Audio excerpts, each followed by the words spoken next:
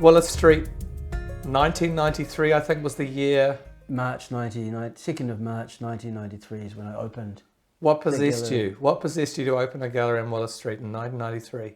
I was very keen to open a gallery. I worked at the National Gallery in the registrar department, and then I got a job at running Gal Langsford Gallery in 1991. They opened a gallery here in Blair Street. Yes. And I was hardly shaving. I was pretty young at that stage, and I ran that for a couple of years, and it was time for that to discontinue, and I then found a space in Willis Street and pretty much just hit the ground running.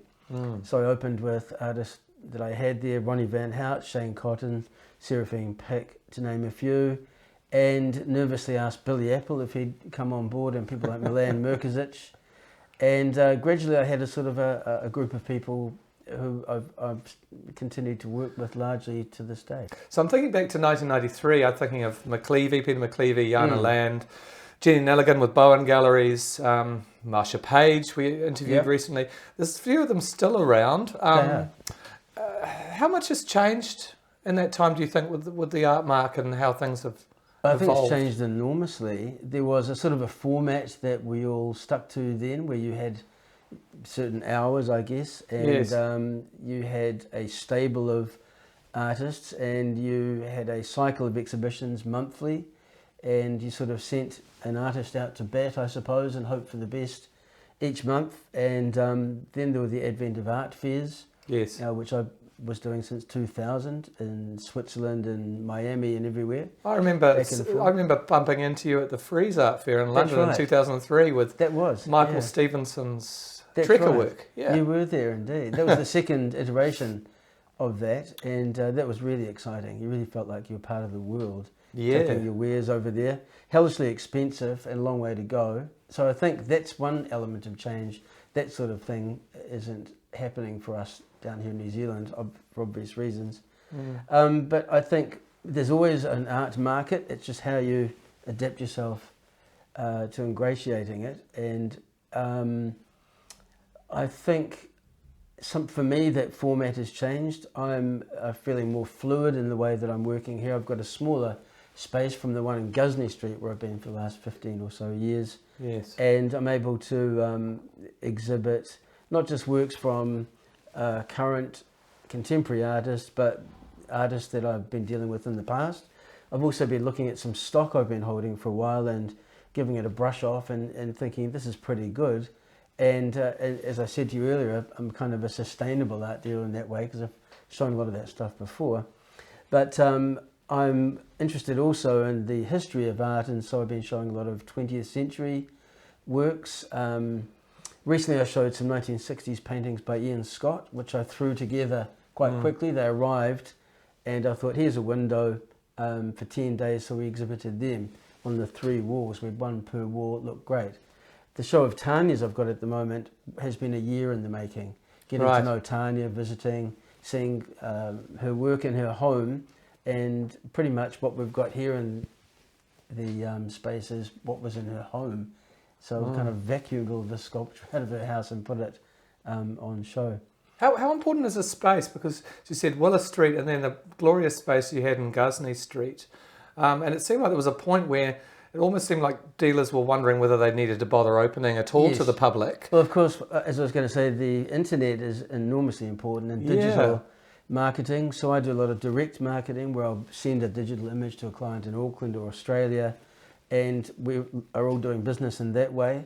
A space, I think, is important. You have to have somewhere for people to go to see work. At the end of the day, they need to see it and smell it and get the feel of it. For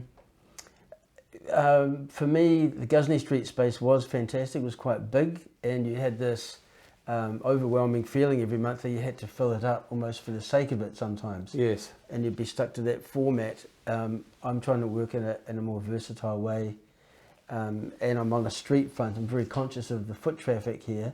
So I'm feeling like I'm putting on exhibitions that are sort of thoughtful and more intimate presentations for the community.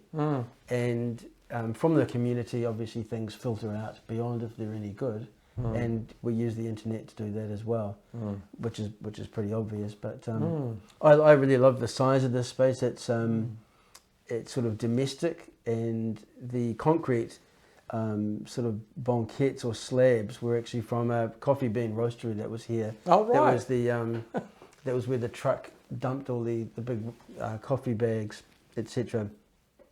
So I've adapted that from, I think it was a law firm, into a small space, and so I have less sort of pressure to put on all the big heavy duty shows. Yeah. So I can still show large paintings, and out there you've got 20 or 25 sculptures of Tanya's, but I can also have really intimate little experiences at the same time.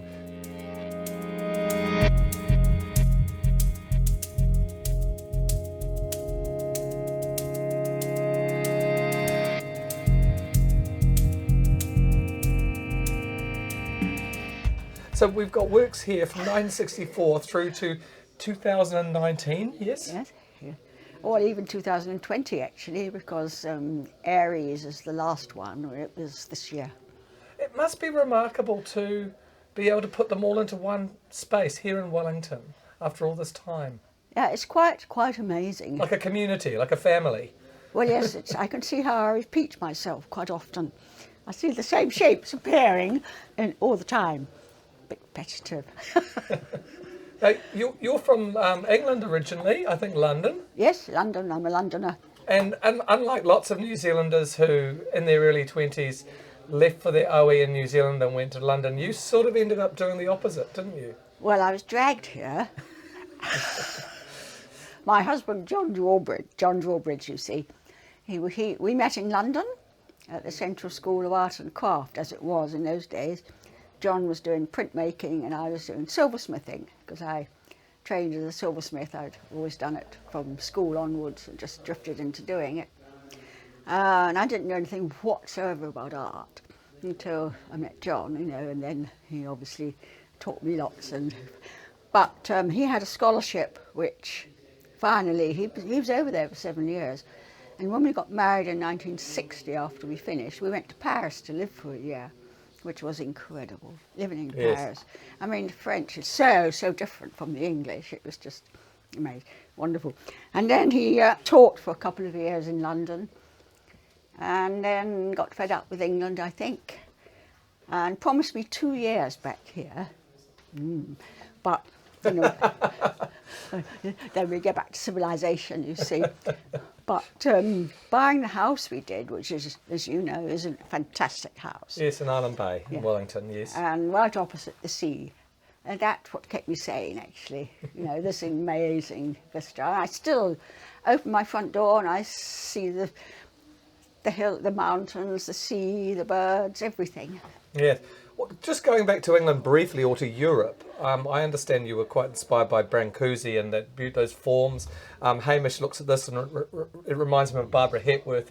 I'm a great Barbara Hepworth fan as well.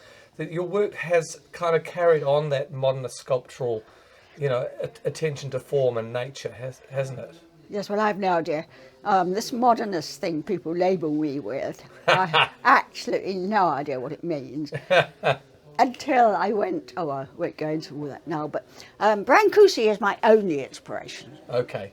And art, Jean art. Coming to New Zealand, your interest in nature and bird life particularly. Particularly, yes. Was that really inspirational to your art? I think it must do, because living where I do, you see all these seabirds, not just the gulls, but there's, cormorants and herons and oyster catchers and lots of things, just where I live.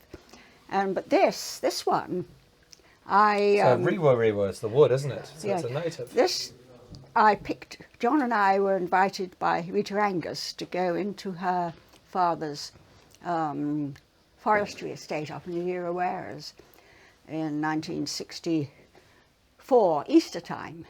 All the woodworkers had left for the holiday and we were allowed to go in with our camper van. And I picked up this piece of rewa, which turned out to be a wedge from a tree that had just been cut down. Yes. So it was new, it was green. It took me about 3 years it all opened up all the time, you see. So I filled it with glue and sawdust. But this is definitely a seabird, because I'd never sort of seen a black-backed gull so close, and the way they fold their wings down, you know, it was mesmerising. Just talking about some of the other works in the show, Olduvai, I mentioned, is made of ebony, the black African wood. And that's I understand it's a piece of wood that you brought with you from London. Yes, it and the rosewood sculpture that's here too. Yes, okay. We found on the banks of the Thames, because they float. It was a sort of selling of exotic timber place, and I picked those two out and brought them back, obviously, eventually to New Zealand when I knew I was going to stay here. The rosewood one actually was stored in my parents' in a shed they called the tennis house, Mill Hill, which is where I lived in London.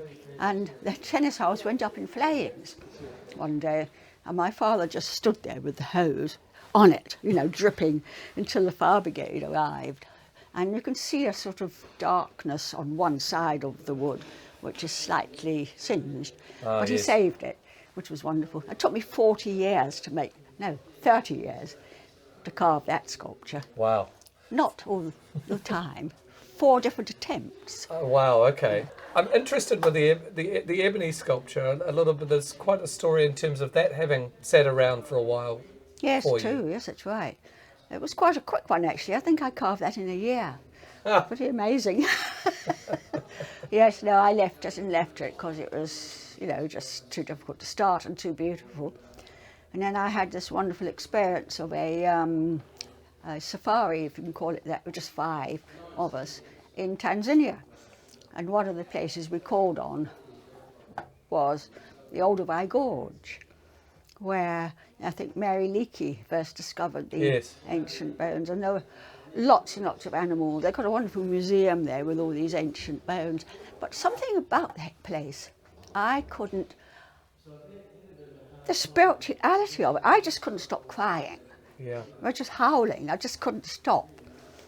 And the Maasai people who own that, virtually, they don't let people go in or anything, it's theirs, you know. They could see how moved I was, so they said, go down. So they let me go down into it. And I sort of sat behind a rock for about 20 minutes, sort of contemplating, meditating or whatever. It was such a magic place.